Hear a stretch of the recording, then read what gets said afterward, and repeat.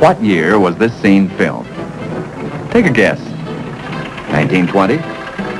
25? Well, would you believe 1966?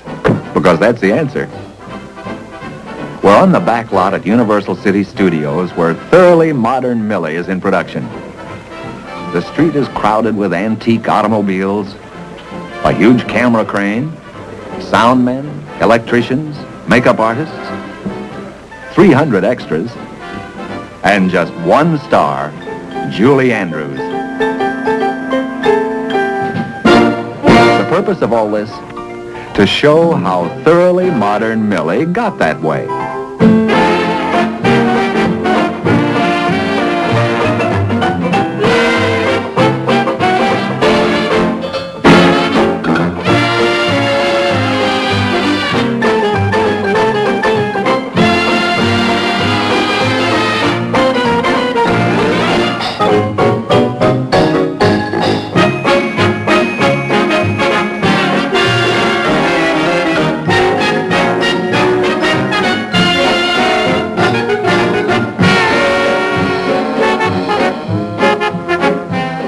Strangely enough, I didn't find it too hard to get into the mood of the 20s because I had done The Boyfriend on Broadway, which was a musical play about the 20s.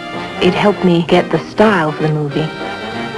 Millie is a kind of wonderful girl who tries to do good by everyone and usually ends up getting in a hopeless mess and doing everything wrong.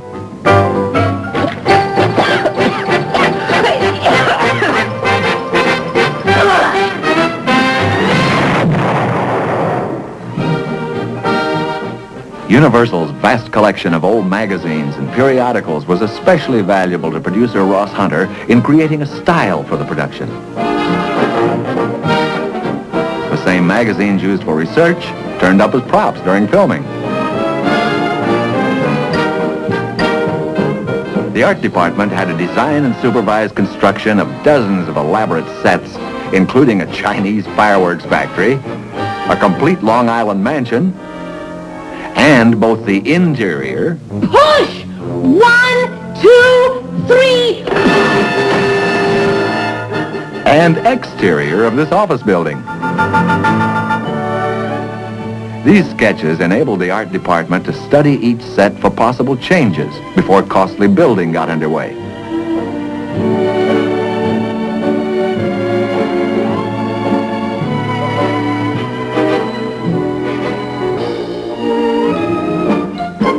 This is the set for Mrs. Van Hosmeer's garden, and I think it was the largest set we had on the film. It took one whole soundstage, the largest they had at Universal.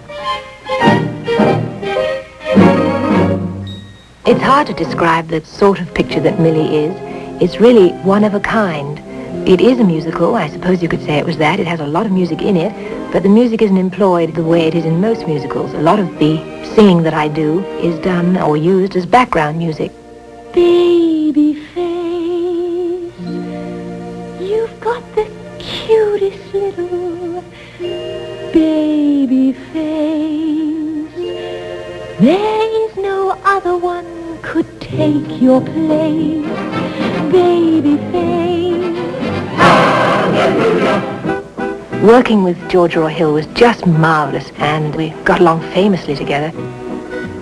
We had a wonderful cast for the movie. We had John Gavin and B. Lilly, Mary Tyler Moore, Carol Channing, James Fox, and I must say we did adore making the movie, all of us.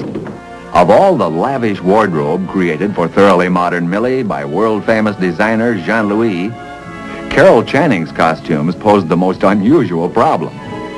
They had to be glamorous, yet still give her freedom for activities like this.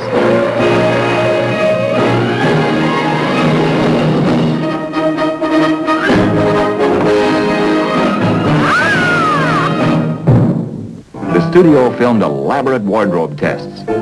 This is one of them. Jazz baby, little jazz baby, that's me.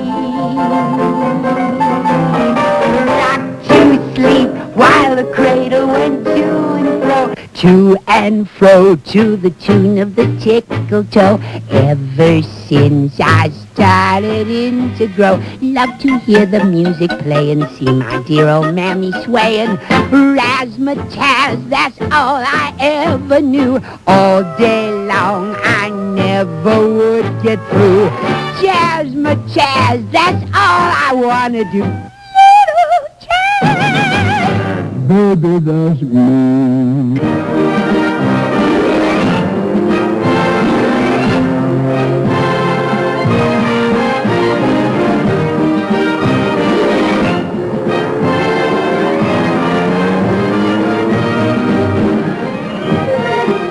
This was the prettiest location we had on the film, I think.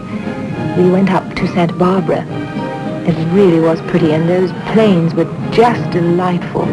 How they ever took off, I'll never know. They seemed to be made of tissue paper. There was just one snag to the whole procedure, and that was that James Fox and I had to share a seat that was only built for one, and it was very uncomfortable, to say the least. We spent many an hour cooped up together in that tiny plane.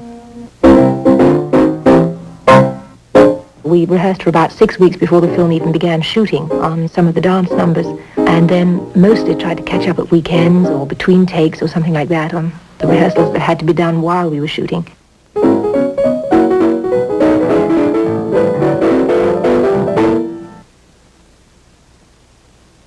I remember that I haven't danced as much in ages, and at the end of each day my feet were just killing me.